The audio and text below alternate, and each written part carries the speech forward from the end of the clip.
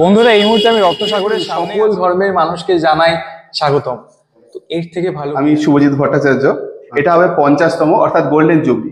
আর এই golden jubilee বলে আমরা এটাকে একটু বড় করে করার চেষ্টা করছি এবং যতটা পেরেছি সাধারণ মানুষের যাতে উপকার হয় এইভাবে। এখানে বিন্দুমাত্র বিশ্বাস করে রাখো সবাই, বিন্দুমাত্র আমি বিজনেস মাথায় রাখিনি, বিজনেস মাইন্ডেড নই। এখানে অ্যাওয়ারনেস একটা প্রোগ্রাম হতে চলেছে 22 তারিখে আমাদের।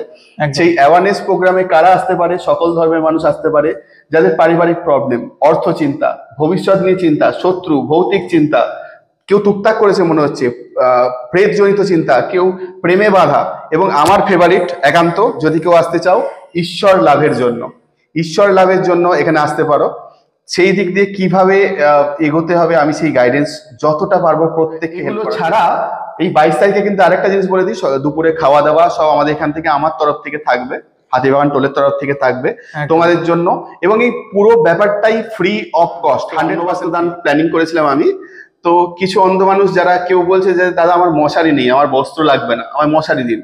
কেউ বলছে যে আমার ফ্লাক্স নেই, ফ্লাক্স দিন। নোট ডাউন করা হয়েছে, আমি নোট ডাউন করেছি, সেগুলো চেষ্টা করবো প্রত্যেকে যার যেটা প্রয়োজন এনে দেওয়ার। তারা এরা দুজন, সুদীপ মুখার্জি এবং বিশ্বনাথ বসু, সবাই চেনেন একদম, খুব যাকে দেখলে আমরা সবাই হাসি। উনিও আসছেন, সারাক্ষণ থাকবেন আমাদের সঙ্গে বলেছেন। তো এনারা ছাড়াও আরো বেশ জেমোলজি বা রুদ্রাক্ষণী শেখানো হচ্ছে যেটা দেখলাম। একদম একদম। তো তার জন্য সেই তো আমাদেরও লাখ লাখ টাকা দিতে হবে, তাহলে করে লাভটা কি?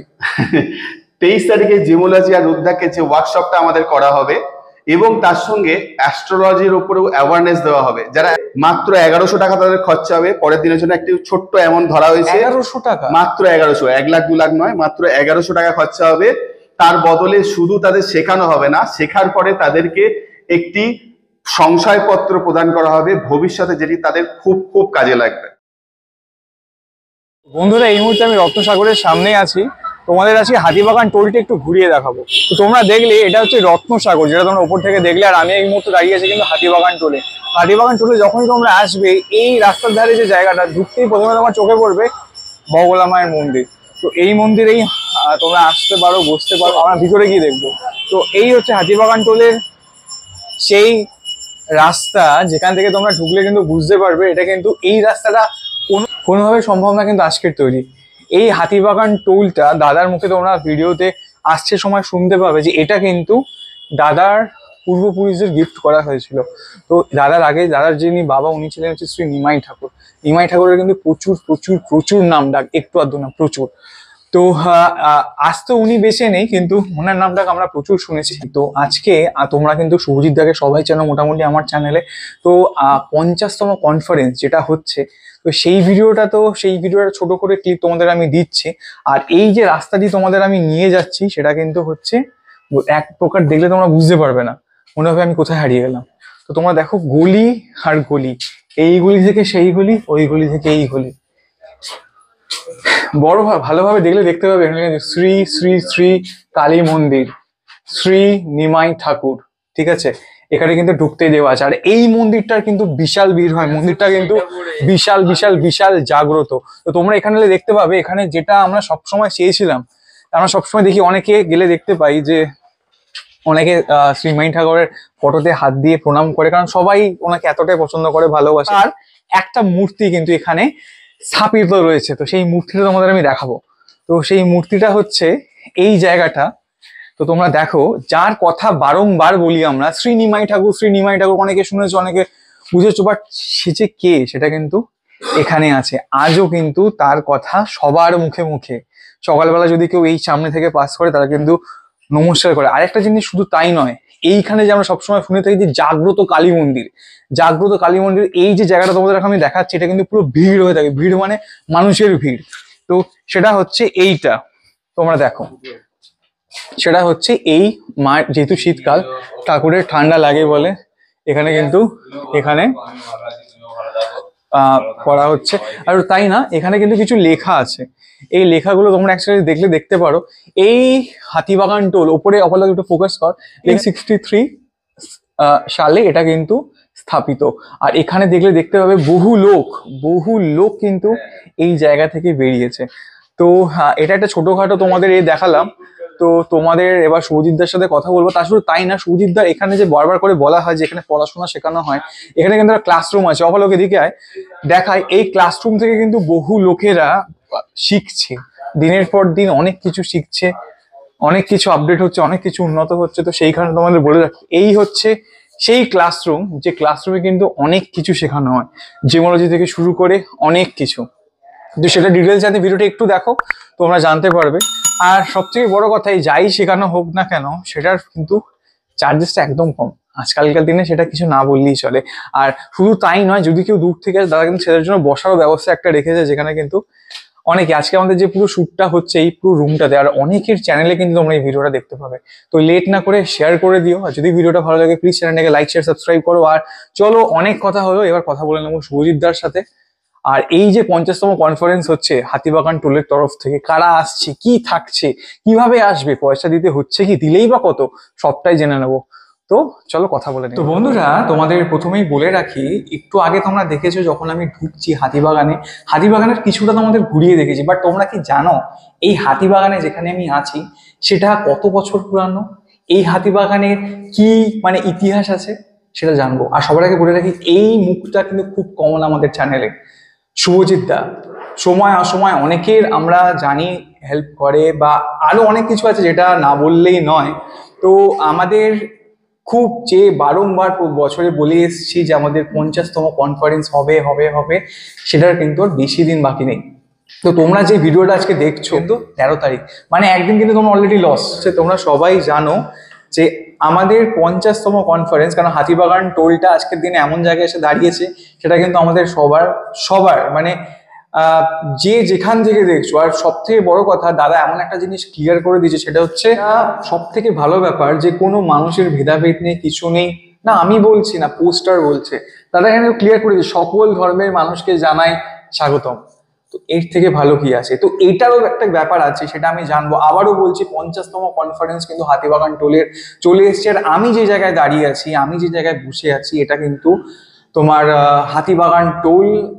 এখানে অনেককে জানে, অনেককে চেনে, অনেকে হয়তো এখানে এলে দেখতে পাবে, সকালবেলা কেউ যায় হয়তো ওই জায়গাটাতে নমস্কার করে। তো সেই মানুষটার নাম হচ্ছে আমাদের শ্রী শ্রী শ্রী নিমাই ঠাকুর। তো নিমাই ঠাকুর কে বা যার সাথে বসেছে, এনাকে তোমরা চেনো, অনেকেই নতুন দেখছো, সেই ব্যাপারে একটু জেনে নেবো।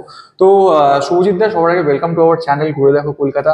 তো এতদিন ধরে যেটার অপেক্ষায় আমি ছিলাম, বা আমার ভিউয়ার্স যারা ছিল, সব সময়ের জন্য ওয়েট করেছিলাম যে আমাদের 50তম কনফারেন্স, তো সেটার জন্য একটু যদি আমরা সবাই এক্সাইটেড এই ব্যাপারটাতে। একদম। আমি শুভজিৎ ভট্টাচার্য, সবাই ভালোবেসে শুভ ভাই বলে ডাকে। তো আমাদের এই কনফারেন্সটা আসলে বহু পুরাতন।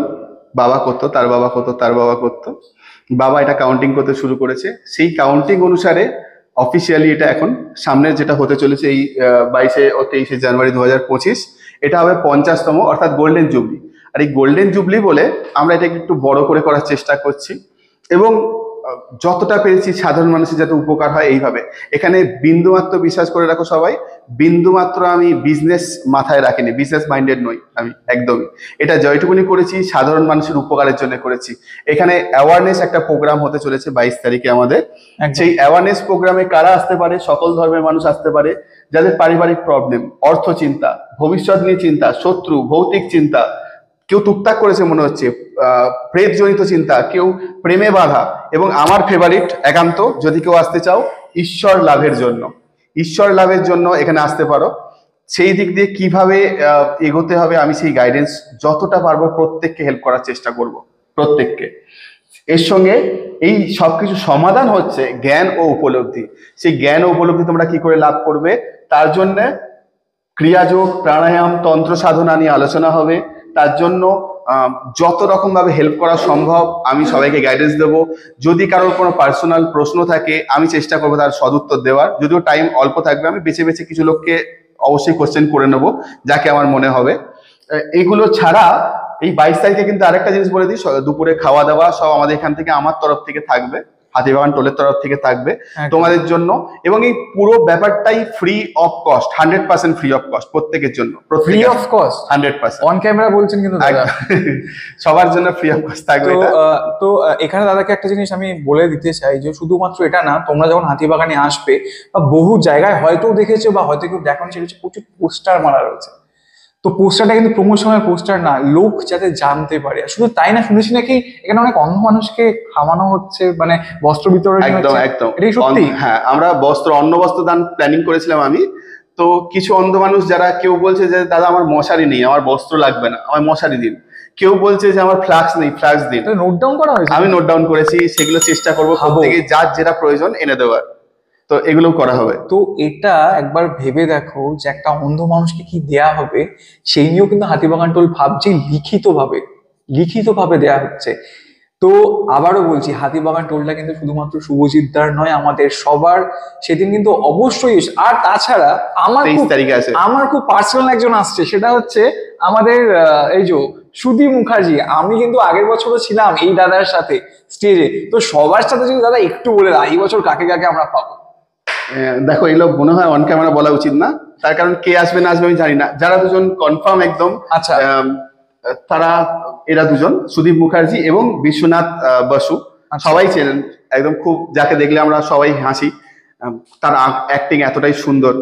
এবং সুদীপ মুখার্জি তো বলতেই হবে না, তিনি তো আগের বছরে ছিলেন খুবই ভালো অ্যাক্টর একজন। তো ওনার সঙ্গে গতকালই আমার কথা হয়েছে। উনি বাইরে কোনো শুটিং এ গেছিলেন, ফ্লাইটে ফিরেই আমাকে আগে ফোন করেছেন। তো উনিও আসছেন, সারাক্ষণ থাকবেন আমাদের সঙ্গে বলেছেন। তো এনারা ছাড়াও আরো বেশ কয়েকজন অ্যাক্টর আসছেন, ফোন করেছেন। কিন্তু যেহেতু তারা অফিসিয়ালি কিছু আমায় দেননি, আমি মুখে বলছি না, দেখে নেবে এসে তাহলে সবাই দেখতে কিন্তু পাবে। এক কথায় বলা চলে একটা কিন্তু সারপ্রাইজ রইলো। রইলো। অবশ্যই এসো, লেট করো না, এরকম সুযোগ পাবে না কিন্তু। এর সঙ্গে সঙ্গে বলে দিই, 23 তারিখে আরো কিছু অন্ধ মানুষকে দেখো, আমরা চোখে দেখতে পাচ্ছি সমাজটাকে। একবার চিন্তা করে কেউ দেখেছো যে আমরা রাস্তা পার হতে যাব, আওয়াজ পাচ্ছি একটা গাড়ি আসছে, কিন্তু আমি সঙ্গে সঙ্গে তাকিয়ে দেখছি আর চোখে কিছু দেখতে পাচ্ছি না, কিরকম আমাদের হালত হতে পারে। কেউ বলছে যে আকাশে দেখো চাঁদটা কি সুন্দর, কেউ দেখতেই পাচ্ছে না তাকে, তার মনে কতটা কষ্ট হতে পারে। এবং এই অন্ধ মানুষরা কিন্তু সমাজে উপেক্ষিত, কেউ তাদের দেখে না। একদম। কিছু সামান্য এনজিও রয়েছে, তারা বাদ দিয়ে কেউ তাদের দেখে না। তাদেরকে আমরা জড়ো করছি সবাইকে মিলে, যে তাদেরকে একটু কিছু হেল্প করার। 22 তারিখে তো কিছু লোক থাকছেই, 23 তারিখেও আরো অনেকজন আসবে অন্ধ মানুষ, এবং বেশি আসবে। 23 তারিখে অনেক বেশি অন্ধ মানুষ আসবেন। দাদা, এই 23 তারিখে আমার একটা কোয়েশ্চেন ছিল। সেখানে আমি যে বাইরের পোস্টার গুলো দেখলাম, যে এত পোস্টার ছড়ানো, শুনছি নাকি 23 তারিখে কিছু শেখানো হচ্ছে? হ্যাঁ, 23 তারিখে স্পেশাল কিছু শেখানো হচ্ছে ফর প্রফেশনাল পারসন। কিন্তু এটা তো দাদা এক্সপেক্টেড ছিল না হাতিবাগান টোল থেকে, সেটা একই জায়গায় ঘুরে ঘুরে চলে এলো। 23 তারিখে নাকি ওই জেমোলজি বা রুদ্রাক্ষণী শেখানো হচ্ছে, যেটা দেখলাম। একদম একদম। তো তার জন্য সেই তো আমাদেরও লাখ লাখ টাকা দিতে হবে, তাহলে করে লাভটা কি?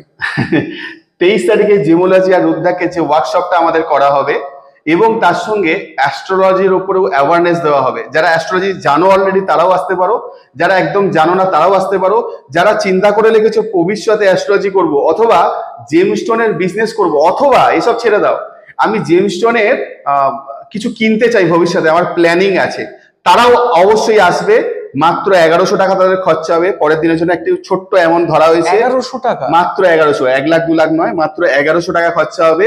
তার বদলে শুধু তাদের শেখানো হবে না, শেখার পরে তাদেরকে একটি সংশয়পত্র প্রদান করা হবে ভবিষ্যতে, যেটি তাদের খুব খুব কাজে লাগবে।